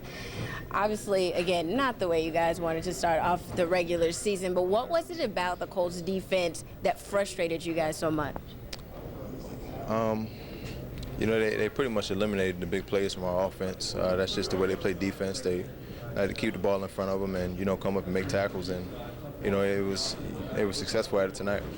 And it seems like even though you guys weren't being able to get the big plays, Drew was being very methodical and getting some of those short plays, but just not being able to come up with some of those third downs. Yeah, you know, we were moving the ball pretty well, you know, in the first half, I think, and, you know, some of the drives didn't lead to points, and, you know, playing a team like the Colts, you got to score. So, you know, obviously it wasn't the outcome that we expected or, you know, prepared for this tonight, but, you know, we just got to bounce back, you know, next week. I've talked to a few of your teammates, and they said you never give up, you keep fighting, but at some point, does it start to take the wind out of yourselves in the second half when nothing is going right for you? Yeah, I mean, it has a tendency to, but, you know, in this league, you just can't let that happen, because, especially so early in the season where, you know, you can learn and, you know, just take, you know, stuff out of every situation. So we wanted to keep fighting and, you know, just keep get some 2-minute work, and, you know, like I said, just get ready for Tampa Bay next week. Now, we expected this game to be a shootout because this was a matchup of the #1 offense from last season, the #3 offense from last season. What was it that you guys just couldn't get it going and I guess live up to the billing, if you will? Well, it's hard to put your finger on one, you know, specific thing, but, you know, tonight just didn't pan out well for us. I mean, it's as simple as that. And what do you expect to happen this next week of practice as you guys focus for Tampa Bay? Have you guys already put this game out of your mind? Yeah, we're going to watch the film tomorrow, make the necessary corrections, and, you know, come out and game plan Tampa Bay and, you know, go down there and see what we can do. All right, thank you so much for joining us. I appreciate it, Marcus. So let's send it back to Chris and Norman in the studio. All right, Keeley, and the big letdown aside, the black and gold faithful stuck it out to the bitter end to watch their team start the season 0-1. And we're in that number. WDSU News Channel 6 reporter Travers Mackle joins us live now from a watch party in the Central Business District. Travers? That's right, Chris. Even though it was a loss, the people here at La Fair Bar are still kind of excited. I found this girl wearing her Deuce jersey, Elizabeth. Even though they had one loss, you told me you have a pretty big prediction for the Saints. Exactly. It's going to be 15-1. It's just one loss. We got 15 to go. We're going to win them all. Is that confidence or cockiness? No, confidence. We're going to win them all. It's the Super Bowl champs. What can you say? We're going to win them all. There you go. That's the spirit. Now, you told me you're a season ticket holder. Is that right? I'm a season ticket holder. I'm very excited. Can't wait for Monday Night Football. Well, there you go. None of us can wait for Monday Night Football, but get this. There is a 25,000-person waiting list for tickets this year. A lot of tickets are going to be sold out in front of the Dome, and police say if it comes to that, the buyer better beware. Take it up! We certainly intend to apply the law to this, and those individuals who are caught breaking the law will be arrested. This year, police officers in New Orleans are quick to point out that when it comes to scalping tickets at the Superdome, they're not just going after the sellers. The law does extend to both parties, both the person who's buying the ticket or the person that's selling the ticket. Police officers say every home game will have a Super Bowl-like presence with undercover officers patrolling the crowd. Buyers need to also consider that as well. Eddie Patrick says he will, as he looks for a legal line on some tickets. Safe to say, though, if you want to see the Saints this year, you got to break out the checkbook? Absolutely. Absolutely is definitely right. I tell you what, those tickets are going for high prices, and police officers also told us this. They said that last year they had a big problem when it came to counterfeit tickets. They say make sure you buy from a legitimate source because over 600 people were stuck with bogus tickets, and they were pretty upset when they couldn't get into any of the Saints' 8 home games last year. For now, we're on your side live downtown. I'm Travers Mackle, WDSU, News Channel 6. That's a good heads up, Travers. And if you're not lucky enough to get tickets to the Saints Dome coming, tune in to WDSU to watch the Saints host the Tennessee Titans on Monday night, September 24th. Well, a different looking.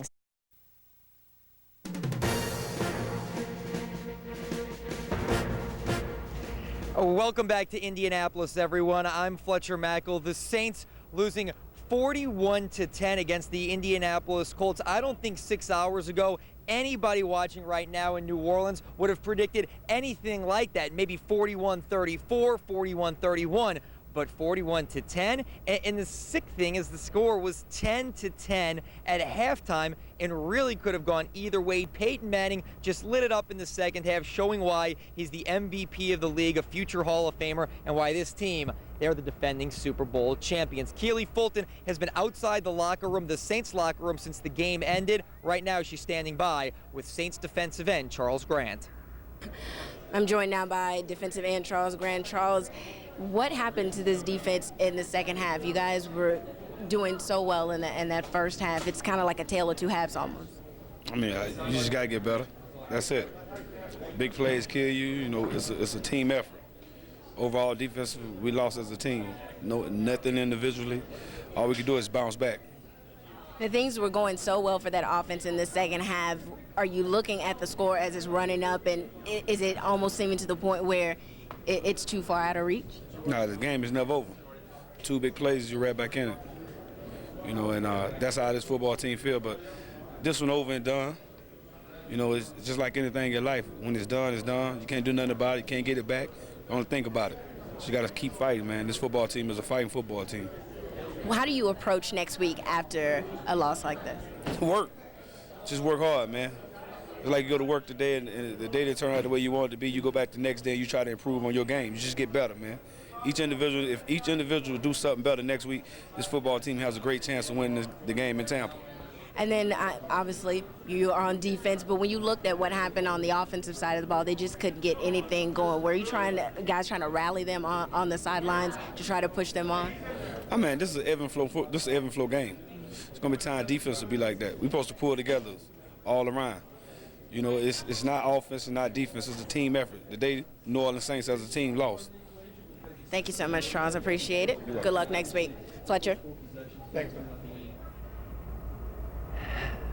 All right, Keely, thank you very much. Charles Grant, another tough test next week with the Tampa Bay Bucks and their new quarterback, Jeff Garcia. And stay with us, everybody. When we come back to Indy, we're going to hear from New Orleans native Reggie Wayne, the John Ehret High School product. Welcome back to Indianapolis, everyone. I'm Fletcher Mackel. I've said it over and over, and I'm just about done with it. We're going to put it behind us after tonight. The Saints get routed by the Indianapolis Colts, 41-10. The final score, national TV on NBC, WDSU, to open the NFL season. Not the way 2007 was supposed to start, if you ask the fans back in New Orleans. But if you ask a guy who's from New Orleans and plays for the Colts, Reggie Wayne, this is just how he would have dreamt it up. He took on former teammate Jason David tonight, really got the best of him. 2 touchdowns against the little cornerback that the Saints signed during free agency. We just work as usual. I mean, I respect Jason. He's a tough player, and I mean, we can't hold back just because he's on another team. We still have to go out there full throttle no matter who's across the ball. How much was he actually targeted in your game plan? Everybody on the defense is targeted when we play him. You know, it just, I mean, the opportunity came for me, a couple of times, you know what I'm saying? So it doesn't matter who's over there, 42, 41, 34, it doesn't matter. It's just whoever's out there, and if Peyton comes to you, just have to make a play for him. Were you even?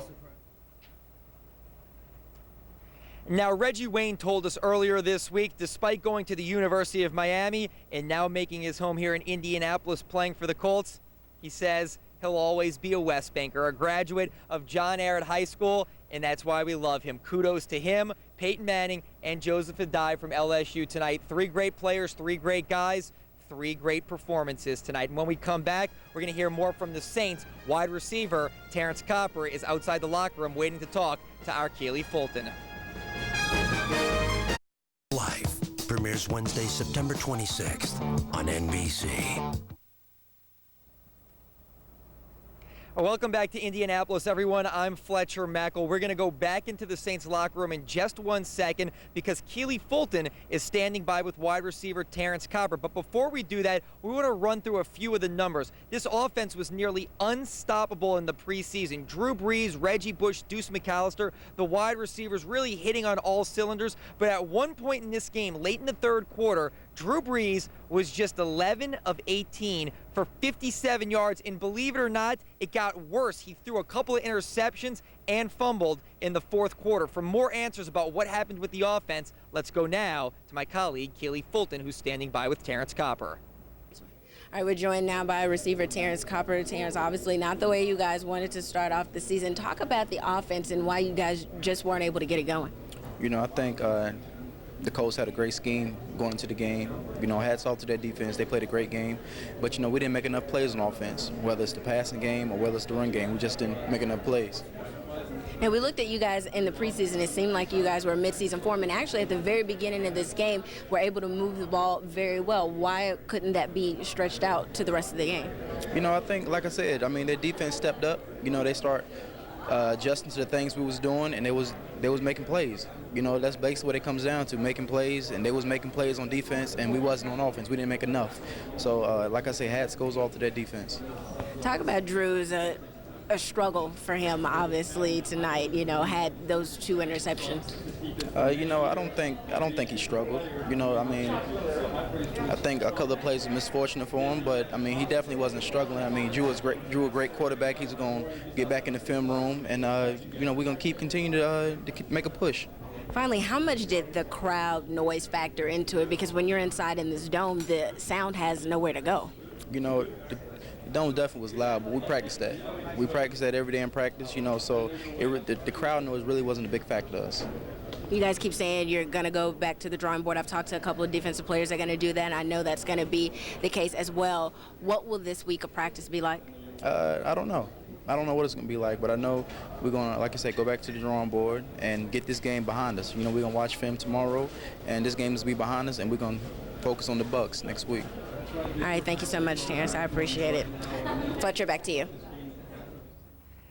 All right, Keely, thank you very much. Let's go now to Sean Payton. We heard a little bit from him during our post-game show. We've got a lot more of his media Q&A following the game. Here's what he had to say, a little more in-depth interview with Sean Payton.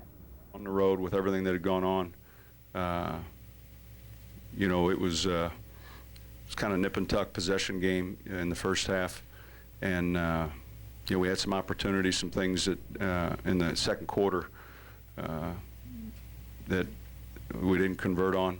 But that being said, you know, being 10-10 at the half and coming back out with the opening kickoff, you know, that what was frustrating was our inability in the second half, really, and then there were some third downs in the first half, but our inability to convert some third downs and keep the ball moving.